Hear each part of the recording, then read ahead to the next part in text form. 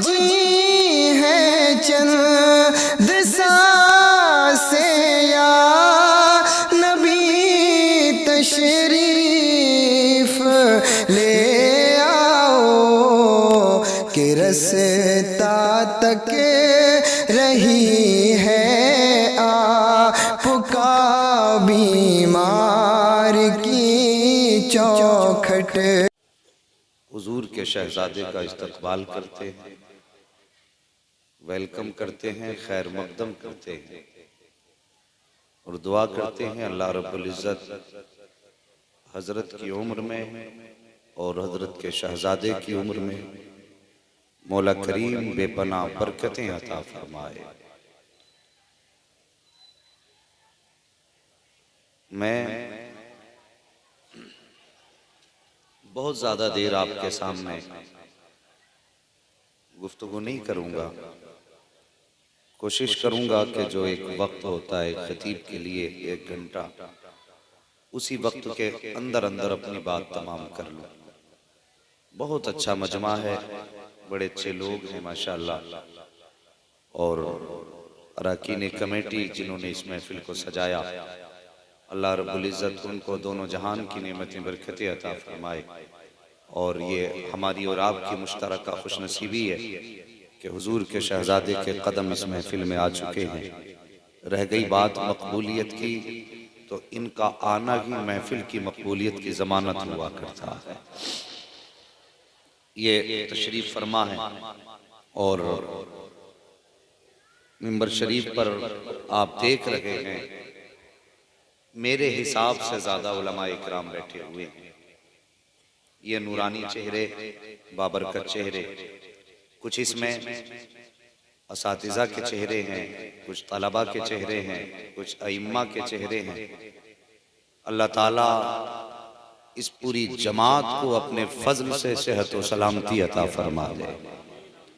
यकीनन ये जो जमात मिंबर शरीफ पर बैठी है, इनमें कोई आपका भतीजा होगा, कोई आपका बेटा होगा, कोई आपका पोता होगा, कोई आपका भाई होगा, कोई आप में से किसी का बाप होगा। लेकिन याद रखिए, ये सारे रिश्ते बाद में हैं, मदीने वाले का रिश्ता सबसे पहला रिश्ता होता है। और ये खुशनसीबी है मिंबर वालों की कि अल्लाह ने इन्हें मुस्तफ़ा के दीन की जिम्मेदारी अता फरमाई है। ये बड़ी बाबरकत जमात है। ये ज़रूरी नहीं कि अगर ये कुर्सी पे नहीं बैठे तो ये किसी लायक नहीं है या काबिल नहीं है। ये कभी मत सोचना। कितने ऐसे होंगे इनमें जिन्होंने कितनों की उंगली पकड़ के और उठा करके उसे आसमानों की सैर कराई होगी। उन्हीं में एक नाम, बड़ा बाबरकत नाम, हज़रत अल्लामा मौलाना एहसान साहब क़िबला तशरीफ फरमा है, खलीफा हुजूर तहसीन मिल्लत हैं माशाअल्लाह। ये बड़ा अजीम चेहरा है ये भी, और नुमाया किरदार हजरत का उलमा की जमात में रहता है। अल्लाह हजरत को भी सलामत रखे और इनकी उम्र में भी बेपनाह बरकतें अता फरमाए। मैं अक्सर देखा करता हूँ हमारी कौम में उस शख्स को ज्यादा इज्जत दी जाती है जो दूर से चल के आता है। मुझे इतना बताइए, मैं मुरादाबाद से आया हूँ, मगर क्या मेरे पास 8 हाथ पैर हैं या 4 ही हैं? कितने हाथ पैर पूछ रहा हूँ, खाली हाथ नहीं। कितने हैं? सारे बोलें, बहुत अच्छे लोग, और बोलोगे तो और अच्छे लगोगे। कितने? 4 हाथ पैर हैं। इन उलमा के कितने? सभी के 4 हैं ना, या किसी के 2 ही हैं? वही है ना जो मेरे पास है, वही इनके पास है। लेकिन मेरी कौम एक अजीब अलमिया है। हम उनको तो इज्जत देते हैं जो दूर से चल के आते हैं, लेकिन जो हमारी मस्जिद में 24 घंटे रह करके कौम की खिदमत करते हैं, हम उसे कितनी इज्जत देते हैं।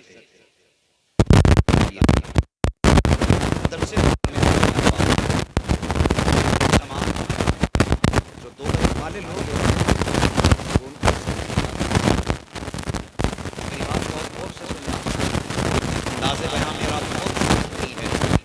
शायद उतर जाए तेरे दिल में मेरी बात। हम उन्हें बड़ी हिकारत की निगाह से देखते हैं। ये दौलत वाले फोन करके कहते हैं भाई साहब बच्चे भेज देना 5, क्या करना अब्बा की कब्र पे कुरान पढ़वाना। ऐसे हुक्म दे रहा जैसे इसके बाप की जागीर हो। जानता है, मैं एक बात सच्ची बताइए, मेरे बाप का इंतकाल हो, उसकी जायदाद मैं इस्तेमाल करूंगा या आप करेंगे? बेटे ही करेगा ना, बेटे ही करेगा। बाप को पत्नी है, तो जो आएगा जिम्मेदारी उसी की तो बनती है कि वो अपने बाप के लिए इसाले सवाब करे। लेकिन जो जायदाद इस्तेमाल करता है उसे तो फुर्सत नहीं। उसने फोन उठाया, कारी साहब 5 बच्चे भेज दो, कुरान पढ़वाना अब्बा की कब्र पे। अब जो कुरान पढ़ने वाले आए वो नीचे बैठ के कुरान पढ़ रहे हैं, सेठ साहब कुर्सी डाल के बैठे। तेरी इतनी औकात हो गई तो कुरान वाले के सामने कुर्सी डाल के बैठे? अल्लाह की कसम, अगर तुझे दुनिया के सारे रुतबे उठा के दे दिए जाएं और एक कुरान पढ़ने वाले के सीने में सिर्फ एक पारा हो तो तेरी सारी डिग्रियां एक पल्ले में रख और कुरान का एक पारा दूसरे पल्ले में रख, तेरी सारी डिग्रियां मिलाकर के कुरान वाले के एक पारे के बराबर है किस हवा में। और औकात क्या है तेरी? इतनी हकारत से हमने देखा। वो हजरत जी अभी एक दिन पहले एक पोस्ट पड़ी, 2 दिन हो गए, वो किसी ने कहा इमाम साहब मुर्गा हलाल करना है, तो इमाम साहब ने पूछ लिया कितने मुर्गे, तो मुक्तादी कहने लगा 40 मुर्गे। उसने हंस के इतना कह दिया कि एक मुर्गे पे कितने पैसे दोगे? उसने कहा पैसे, बस इतना कहना था। उसको मस्जिद से निकाला गया, उसे जलील किया गया, उस पे हाथ उठाया गया। और जालिम ख्याल कर, तूने किसके खिलाफ जबान खोली है? तू जानता है किस पे हाथ उठाने लगा है? मुझे बता तो सही। अगर प्रधान जबान खोलता है तो वो बोली अपने ऊपर के अधिकारी की बोलता है, अगर उसके ऊपर का अधिकारी बोले वो कहता मुझ पे ऊपर से ऑर्डर दिया गया है, अगर वो बोलता है तो वो कहता मुझको ऊपर से ऑर्डर दिया गया है। अगर तेरे मनसब के नीचे कोई ऊपर वाला होता है तो तुझे क्या लगता है कि जो मस्जिद में नमाज पढ़ाने आया है ये अपनी मर्जी से आया है? नहीं, ये जिस मिंबर पे खड़ा है ये जरूर तेरी मस्जिद का मिंबर है, लेकिन इस पे हक मदीने वाले मुस्तफा का चला करता है। ये जरूर तेरी मस्जिद का मुसल्ला है, लेकिन ये इमाम जो आया है अपनी मर्जी से नहीं आया, इसको मदीने वाले मुस्तफा ने मुकर्रर किया है। अगर इसके खिलाफ जबान खोली गई तो याद रखना दिल इसका टूटेगा, खबर मदीने वाले मुस्तफा को हो जाएगा। ख्याल किया करो और इल्म वालों की इज्जत करो। फरमाया गया कुल हल यस्तविल्लज़ीना यअलमूना वल्लज़ीना ला यअलमून। तुम्हें क्या लगता है, ये समझते हो कि ये जाहिल और पढ़े लिखे बराबर हैं? नहीं, हुजूर फरमाते हैं फकीहुन वाहिदुन अशद्दु अला शैतान मिनल फ़ाबित। मेरे हुजूर ने फरमाया एक दीन की समझ रखने वाला 1000 आबिदों से ज्यादा भारी पड़ता है शैतान। ये इनकी शान है। जरा खुद भी दिल पे हाथ रख के सोचो, बड़ी आसानी से किसी भी इमाम के खिलाफ जबान खोल देते हो। मैं मशवरा दे के जा रहा हूं, अगर चाहते हो ईमान पे खात्मा हो तो कभी किसी पढ़े लिखे के खिलाफ जबान ना खोलो, जब तक वो मसलक आला हजरत पर कायम रहे। ये भी जहन में बात रखना। और अगर मसलक आला हजरत वाला नहीं तो अपना एक ही नारा है, नबी से जो हो बेगाना उसे खुद से जुदा कर दे। जो हुजूर का नहीं वो हमारा, वो हमारा, वो हमारा। सारे बोले वो हमारा। ये पीछे वाले नहीं बोल रहे, क्या बीच में कच्ची खाने वाले लोग बैठे हैं?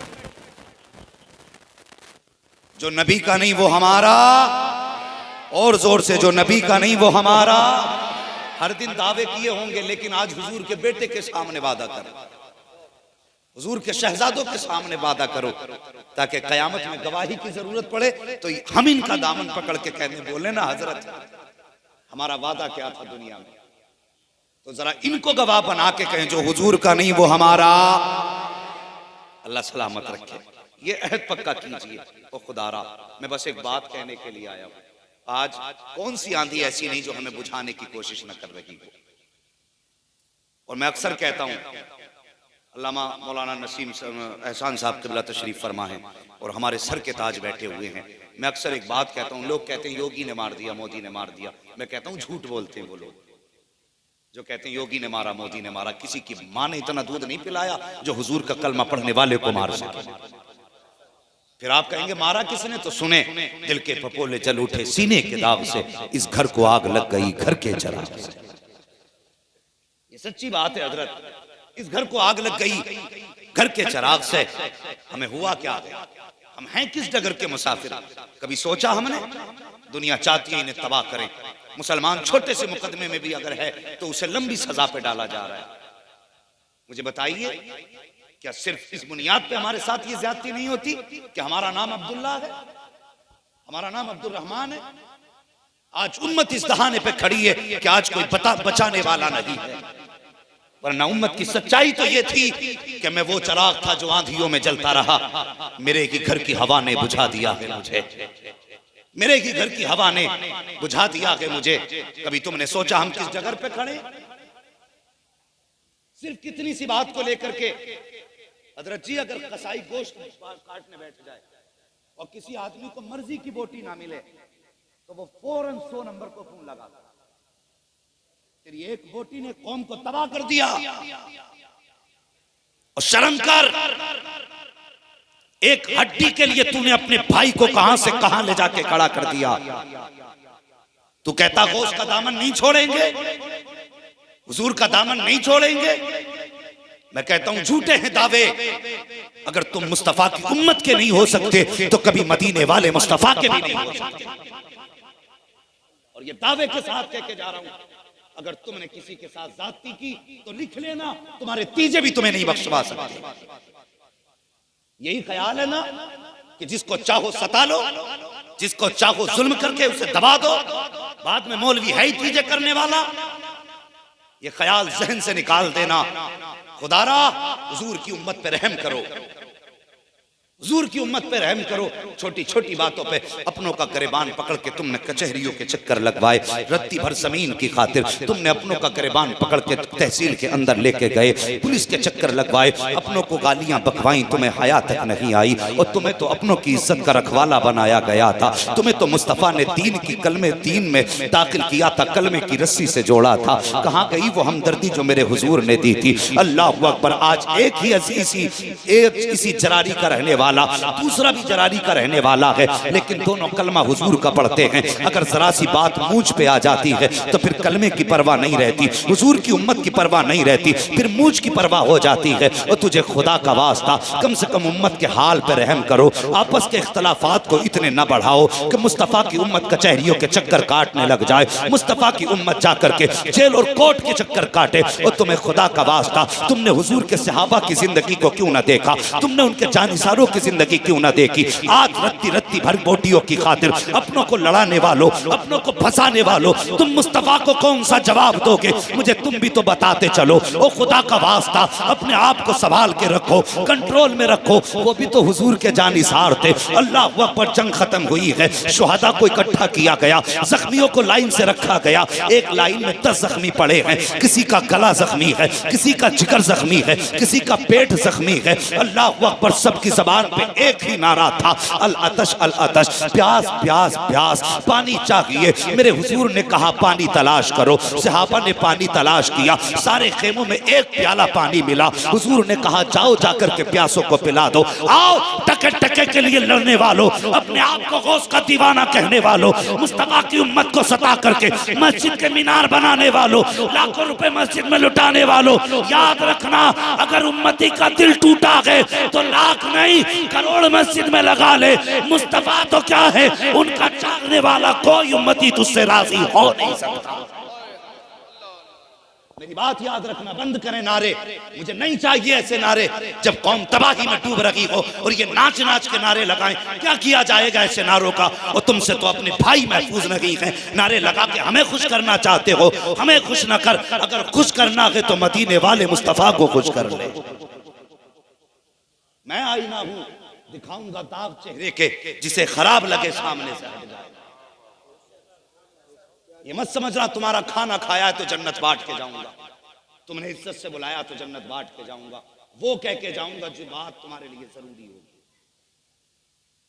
10 जख्मी पड़े, 10 पानी का एक प्याला लाया गया।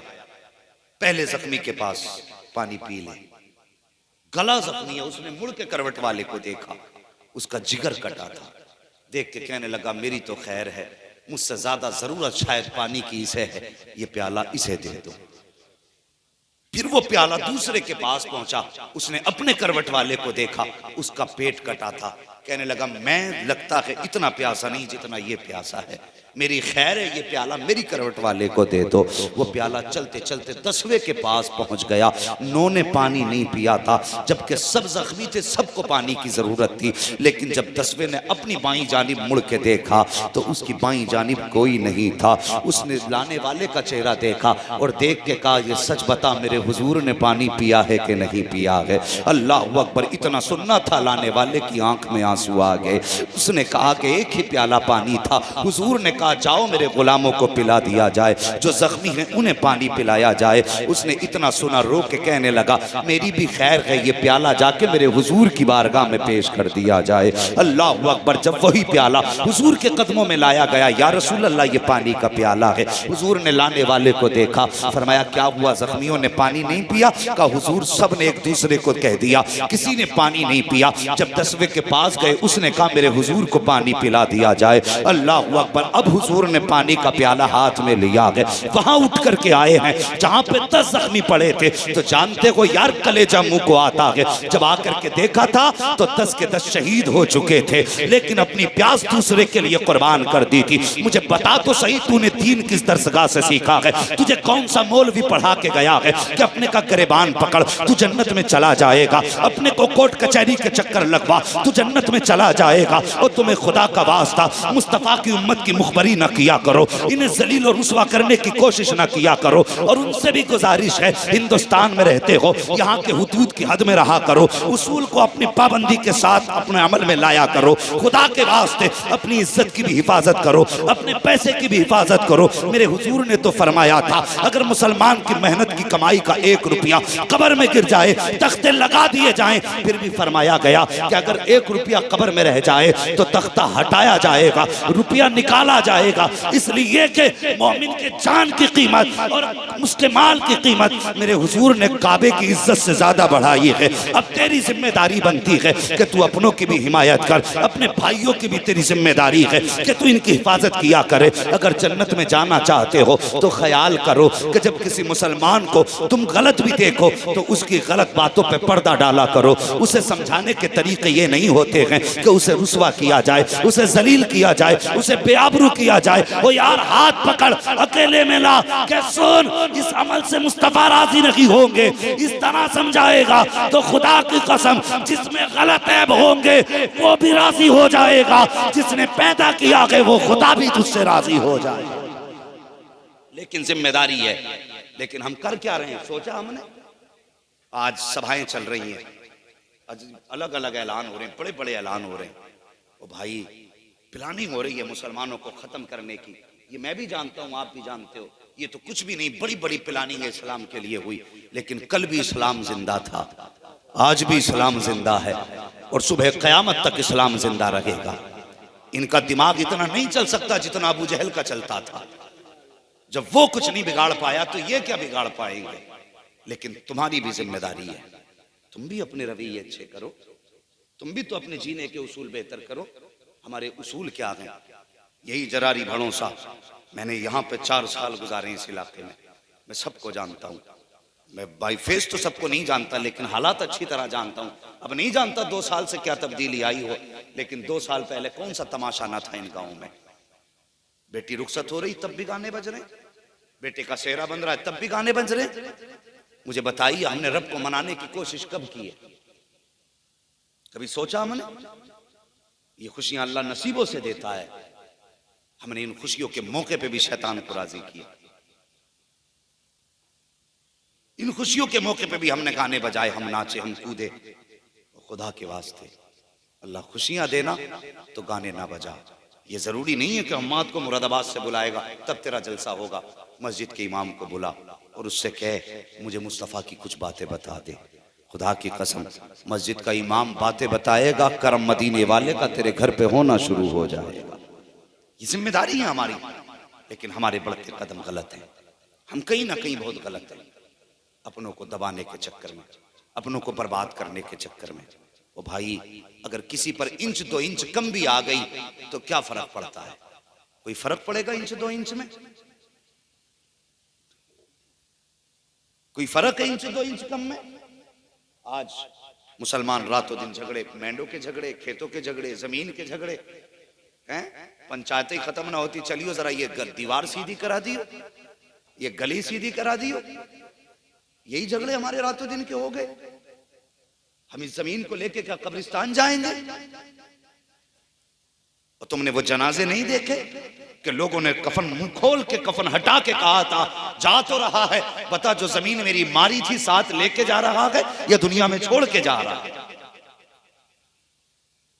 आज मिजाज नहीं हमारा। अब्बा मर जाए तो आके अब्बा की सारी तारीफें बतागा, हजरत मेरे अब्बा इतने अच्छे थे, मेरे अब्बा इतने अच्छे थे। अब ये चाहता हजरत की जबान से ये निकल जाए कि तेरा अब्बा जन्नती था। मरने के बाद तो ये सुनना पसंद करते हैं कि जो भी कहे यही कहे तेरा अब्बा जन्नती था। कभी जीते जी इसका ख्याल आया? कभी जिंदगी में ये सोचा कि हम ऐसे अमल कर जाएं जिससे मरने से पहले पहले आखिरत का इंतजाम हो जाए?